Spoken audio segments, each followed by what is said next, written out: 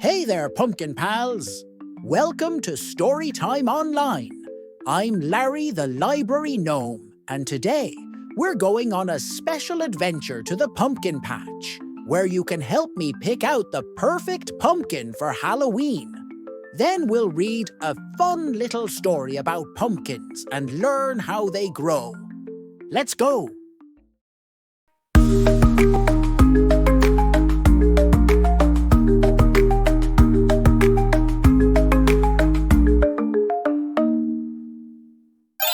Here we are at the pumpkin patch. There are lots of different kinds of pumpkins here. What kind of pumpkin do you think we'll find today? Ooh, how about this one? It's a pretty good pumpkin, but I think I want something a little bit different. Let's see what other kinds of pumpkins we can find in the pumpkin patch. Oh, here we go. This pumpkin is certainly different from the other one. I do like it, but I think I want a different one. Take a look at these pumpkins. Aren't they great? I love all the different sizes. Let's see what else is here. Whoa, take a look at this one. This pumpkin is big, but I think it might be a little too big for me to carry home. This one is quite cute, but I think I want something a little bit different. Look at this little pumpkin. It's just right. Let's get it. Now that we have our pumpkins, we need to make something with it. But first, I want to share with you a story about pumpkins and how they grow. It's called Pumpkin Day, and it's written and illustrated by Nancy Elizabeth Wallace. "Daddy, it's Pumpkin Day," said Trudy one October morning. "The day we have pumpkin pancakes for breakfast?" he asked. "Yes," said Trudy. "The day we go to pick out pumpkins and buy pumpkin pie?" "Yes, Daddy," shouted Trudy and Jack together. "Well, hooray for Pumpkin Day," declared Dad. "And pass the pumpkin pancakes, please." After breakfast, they walked to Pumpkin Hollow Farm.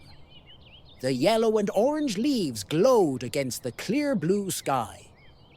The fallen leaves made a crunch, crunch, crunch sound under their feet.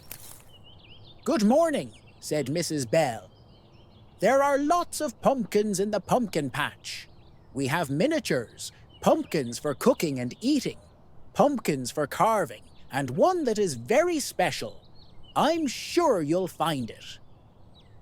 "Trudy, what do the signs say?" asked Jack. Trudy read, "Welcome to Pumpkin Hollow Farm." It took between 90 and 120 days to grow these pumpkins. Wow, that's a long time. Please don't sit or climb on them. Why do you suppose we're not allowed to sit or climb on the pumpkins? That's right. We could damage them if we do that. So it's best not to play on them. Please don't pick up the pumpkins by their stems. Why shouldn't we pick up the pumpkins by their stems? Yep. The stems could come off in our hands and hurt the pumpkin. It's best to pick up pumpkins from the bottom, not the top. Thank you, Mrs. Bell. Ooh, there's a joke here. It says, "What does a pumpkin sow?" "A pumpkin patch." Ha ha ha ha. In the fields behind the farm stand, there were small pumpkins and tall pumpkins, round pumpkins and skinny pumpkins, big pumpkins and bumpy pumpkins. Hey, there's a quiz on this sign. It asks, pumpkins and blueberries are both A, kinds of birds, B, kinds of fish, or C, kinds of berries. Which do you think is the correct answer? Well, fish and birds are animals, and pumpkins and blueberries are not. So C is the right answer. They are both berries. How interesting. Oh, this one has a tongue twister on it. I love tongue twisters. Let's try it. If Peter Piper picked a peck of perfect Pee-wee pumpkins, how many perfect Pee-wee pumpkins did Peter Piper pick? I like this wrinkly one, said Trudy. Jack patted the pumpkins. They made a thump sound. I want this one, he said. Trudy, do pumpkins grow on trees? No, Jack. They grow on vines, she answered. That's right, said Mrs. Bell. We plant the seeds in the spring, after the last frost. They sprout, then grow into vines. The vines grow really long as a house with lots of big leaves. This sign says, a pumpkin fell into a pool. Did it sink or float? What do you think? Does a pumpkin sink or float when it's in the water? Correct. It floats. Here's another sign that says, sugar pumpkins for cooking and eating. Pumpkins are healthy food. They provide vitamins A, B1, B2, and niacin, calcium and iron too. Wow, that's good to know. I'll get a good dose of vitamins with every slice of pumpkin pie. At this time of year, the vines are shriveling up. But look, here's a female pumpkin flower. A pumpkin grows from the swelling at the base of the flower. It's green and small, said Trudy. How do pumpkins grow so big? And orange, added Jack. Mrs. Bell took some pictures from her pocket. Well, with the leaves making food, and the roots growing in good rich soil, and with the right amount of sun, and water, and fertilizer, and weeding and bug control, the pumpkins will grow from late summer to harvest time. Night and day they grow bigger. And bigger, and bigger. Trudy and Jack joined in. The word pumpkin comes from a Latin word, peepo. Peepo! They both giggled. Mrs. Bell laughed too. Yes, peepo. It means ripened by the sun. As the pumpkin ripens, what happens to its colour? It changes, exclaimed Trudy. Look, Trudy, this is the one I want, yelled Jack. Wow, Trudy shouted.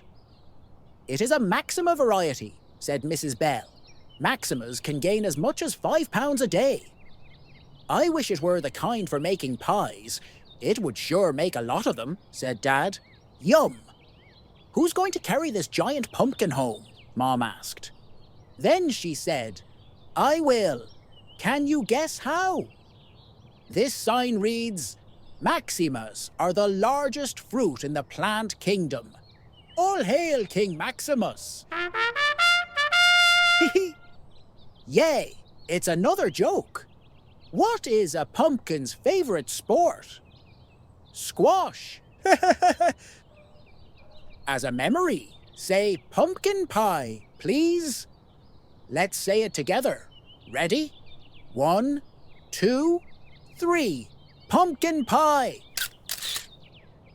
They picked out their pumpkins and followed Mrs. Bell back to the farm stand. What do the signs say, Trudy? Asked Jack. Trudy read, the parts of a pumpkin. And then it shows us all the parts of a pumpkin with little arrows pointing to each of them. Here is the stem. This is the shell, which is what we call the outside of the pumpkin. Here is the flesh. That's the goopy inside of the pumpkin. Here is the pulp. That's what we call the little stringy bits that connect to the seeds, which are these. Oh goody, another joke. It reads, what did the pumpkin say after Thanksgiving? Good pie. Mom, look at the baby pumpkins, said Trudy. Those are baby boos, said Mom. They are full grown, just a miniature variety. We can buy a few for decorating. and some pumpkin bread mix and a pumpkin treat for supper. As soon as they got home, Trudy and Jack practiced drawing pumpkin faces on paper. Then they drew faces on their pumpkins. "I want my pumpkin to have ears," said Trudy, "and to be really scary." Dad cut out lids so Trudy and Jack could reach inside. They rolled up their sleeves and scooped. "It's all stringy and gooey," said Trudy. "Look, Trudy, seeds! We can dry some and save them in a jar and plant them next spring," she said. They scraped the insides clean with big spoons.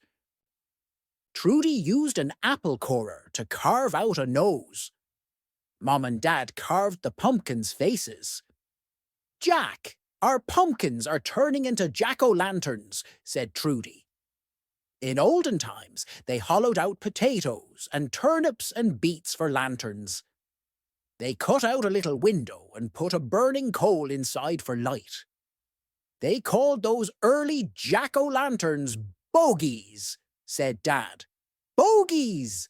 They all giggled. Mom and Dad and Trudy and Jack made a special Pumpkin Day supper. They ate pumpkin muffins, toasted pumpkin seeds sprinkled on salad, and for dessert, pumpkin pie. Trudy looked over at the pumpkins. Finally, it was dark outside. "Mom," she whispered, "it's time." Jack turned out the lights. Ooh! Boo! The end. Wasn't that a great story? Did you learn a lot about pumpkins? Me too. What I liked most was all the pumpkin jokes sprinkled throughout the book. They were very funny.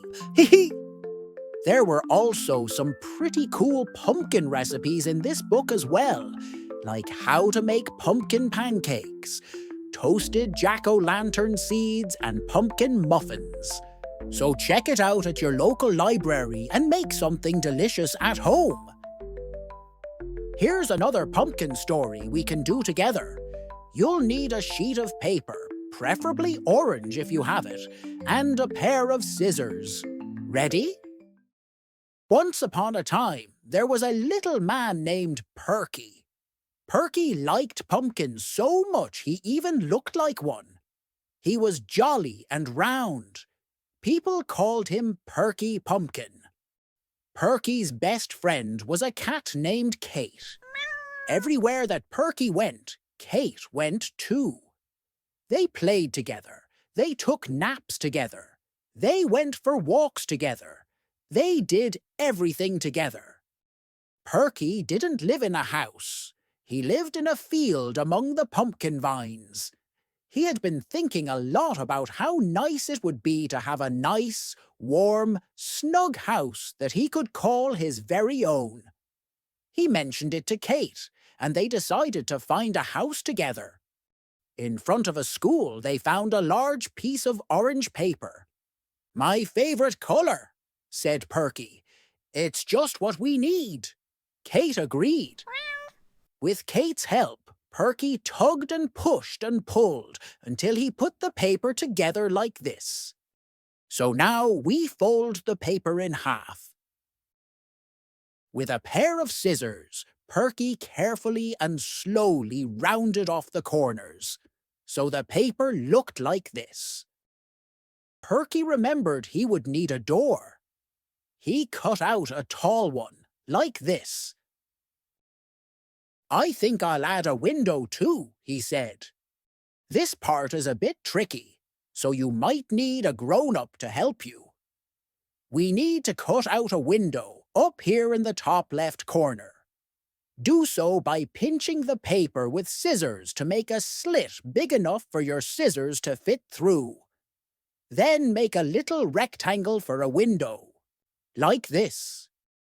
Perky was pleased with himself, but not Kate. She was curious to know where she came in. "Meow, meow," she grumbled. Perky laughed. He quickly added another door, a teeny tiny one that was just the right size for a rather small cat. This will always be open so you can come in and out as you please, Perky said. Kate purred her thanks. On Halloween night, Perky and Kate invited all their storybook friends to an open house party. And when they opened the house to their friends, everyone was surprised and delighted, including Perky and Kate. For this is what they saw. Okay, let's open up Perky and Kate's house. Ta-da! Just what Halloween needs. A nice round jack-o'-lantern. And you know what? I'm going to use this pumpkin as a stencil to make my own jack-o'-lantern on my new pumpkin. Here are the eyes. Here is its nose. And here is its mouth. Done! What do you think? Did I do a good job? I think it looks quite fun and silly. How about we sing a little song to our little pumpkin? I'm a little pumpkin, short and stout. Here are my eyes and here is my mouth. When it's Halloween and you are out, just lift my head and hear me shout. Boo! Want more pumpkin fun? Check out Pumpkin Orange, Pumpkin Round, written by Rosanna Battagelli and illustrated by Tara Anderson. See who wins the Best Pumpkin Prize with Pumpkin Fiesta, written by Karin Yakowitz and illustrated by Joe Cepeda. Check out this book before it gets away, The Runaway Pumpkin, written by Kevin Lewis and illustrated by S.D. Schindler. Thanks for hanging out with me on Storytime Online. I sure had a lot of fun and I hope you did too.